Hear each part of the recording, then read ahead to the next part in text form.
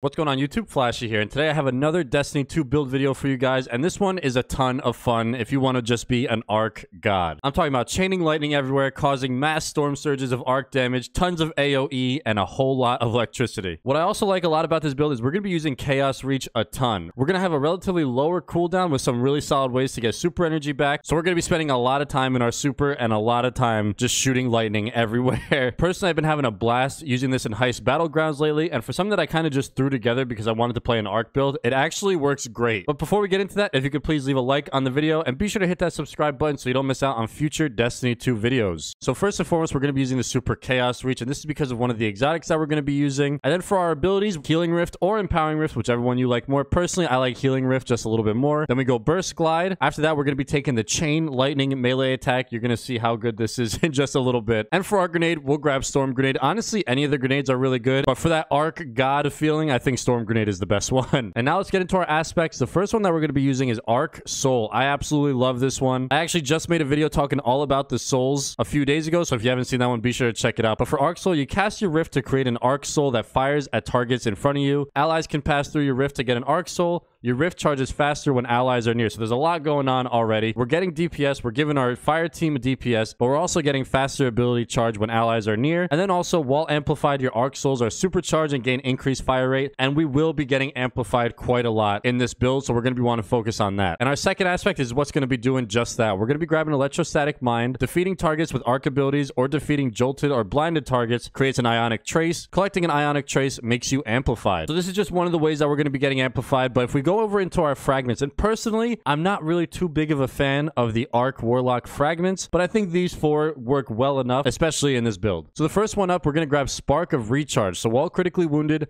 your melee and grenade energy regenerates more quickly. Again, we want to be throwing grenades, we want to be chaining lightning, we want to be using our supers, so just getting any kind of ability regenerative properties is always good for us. Next up, Spark of Discharge. Arc weapon final blows have a chance to create an Ionic Trace, and we're actually going to be using 2 Arc weapons, so our final blows with our weapons are creating Ionic Traces, and also defeating targets with Arc abilities is also going to create Ionic Traces, so we're getting amplified all the time. And for those of you that don't know, amplified is when your movement speed and weapon handling are greatly increased, and after sprinting for a short time, your movement speed is even more increased. And now our third fragment, we're going to be using Spark of Magnitude, where your lingering arc grenades, such as Lightning, Pulse, and Storm, have extended duration. Really can never go wrong with this fragment on any build. Any build that you're using, the lingering grenades extended duration is always just so good, especially for bosses. You just throw your grenade right on the boss, and it will just decimate them, especially something like a Storm Grenade, which is so good. And last but not least, the fragment Spark of Shock. Your arc grenades jolt targets, and for those that don't know, jolting is when the target is charged with a destructive arc light.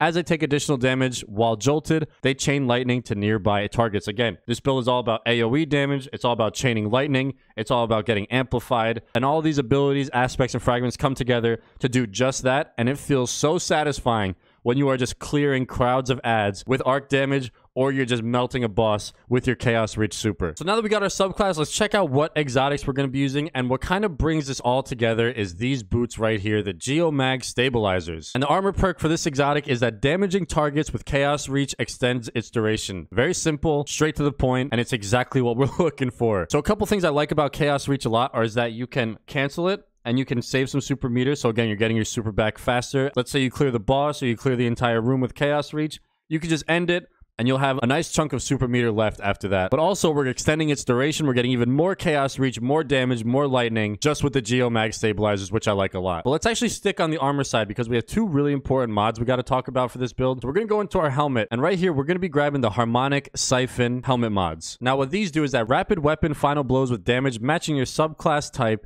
create an orb of power. We're pretty much always going to be using an arc weapon in this build. We're going to be dropping orbs. We're going to be doing arc damage. We're picking up orbs, getting our super back, helping out our teammates with rifts. They're getting arc souls in their rifts. You end up kind of becoming like a DPS slash support machine. And it's awesome to kind of blend those two into one build. But that's not the only mod that we want to focus on today. We're actually going to go into our Warlock bond. And this one is super important. You want to change your bond to stasis, and you want to use utility kickstart. We want to grab 2 of these. So when your class ability energy is fully expended, you gain class ability energy. I just love this on the Warlock because as soon as you're dropping your Rift, you're already getting your Rift back. You get a huge chunk of Rift energy back as soon as you drop it. Plus, don't forget, with Arc Soul, our Rift charges faster when allies are near. So again, we're dropping our Rift. All of our allies are staying in it. The utility kickstart is giving us back our Rift, and being near our allies is giving us back our Rift. So you're constantly getting this healing or empowering Rift, and you're building up a bunch of Arc Souls for your team. So that's the armor. Let's head over to the weapons. So one thing I've been loving is the Trace Rifle Path of Least Resistance, man. This thing is absolutely insane, and it's an arc weapon, and you can get some pretty wild perks on this. But using this is going to help because it absolutely just melts enemies, and since we're using arc damage,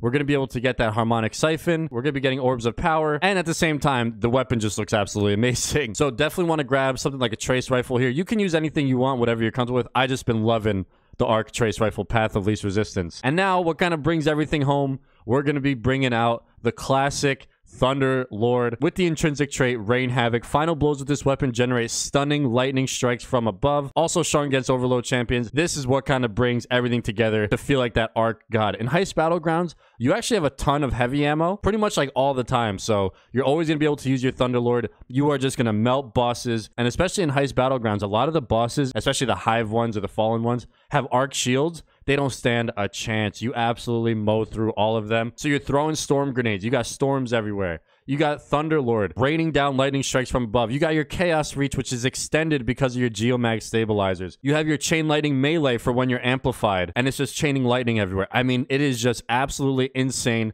Arc damage flying all over the place. Damage being done everywhere. You're just standing in the middle of all this lightning and just watching everything explode into blue streaks, and it is so satisfying. I've been absolutely loving this build. I kind of just threw it together because I was playing a ton of Void, and I was like, man, I miss Arc. I want to play Arc. So I saw that I had Thunderlord. I saw I had the Geomag stabilizers. I was like, hold on, we can actually do something crazy with this. So definitely give this build a shot. It's a ton of fun once it gets rolling. And it doesn't take a lot to get rolling, I'll tell you that much. But as always with our build videos, let me know down in the comments. What exotics would you guys use for this? What weapons would you use? What would you change out? Let me know. Let's make this a little bit better. But thank you guys so much for watching. Please be sure to hit that subscribe button so you don't miss out on future Destiny 2 builds. And I'll see you all in the next one.